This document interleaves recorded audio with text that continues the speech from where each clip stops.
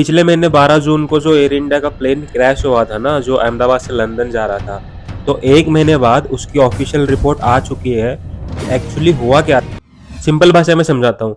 जो प्लेन के 2 इंजन होते हैं ना, तो उनको फ्यूल जो सप्लाई होता है उसको कंट्रोल करने के लिए एक स्विच होता है, वो स्विच रन से कट ऑफ हो गया। और इस कट ऑफ से होता ये है, जो फ्यूल सप्लाई हो रहा था इंजन में, वो इस कट ऑफ की वजह से फ्यूल जाना बंद हो जाता है इंजन में, जिसकी वजह से दोनों इंजन स्विच ऑफ हो जाते हैं।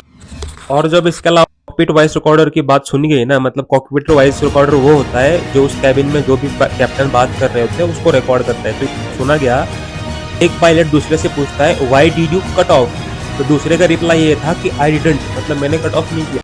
और जिस स्विच की वजह से ये सब चीजें हुई ना, जो कट ऑफ हुआ, तो ये मत समझना कि ये कोई आम स्विच है हमारे घर की तरह बटन ऊपर नीचे कर दिया। इसके ऊपर गार्डिंग सिस्टम लगा होता है, नहीं कवर्ड होता है, इससे गलती से हाथ लगने या टकराने से ये ऑन या ऑफ नहीं होता। और इसके अलावा ये स्प्रिंग लोडेड होते हैं, यानी कि इनको ऑन ऑफ जो भी करना हो तो काफी जान लगा के, ताकत लगा के करना पड़ता है, ऐसे ही नहीं हो जाता है। इस फ्यूल कट ऑफ की वजह से प्लेन के दोनों इंजन तो बंद ही थे और ना ही इनको थ्रस्ट मिल रहा था। इंजन ही नहीं काम कर रहा तो थ्रस्ट कहाँ से मिलेगा, इससे प्लेन हवा में उड़ा। और जब ये सब चीजें पायलट को पता चली तो उसमें से एक इंजन ऑन हो जाता है, लेकिन वो एक इंजन इतना कैपेबल था नहीं कि इतना फुल लोडेड प्लेन को थ्रस्ट दे सके या पावर। और इसके अलावा दूसरी चीज इसमें यह थी कि इसका एल्टीट्यूड बहुत कम था, मतलब बहुत कम ऊंचाई पर उड़ रहा था, ये आपको सबको पता ही है।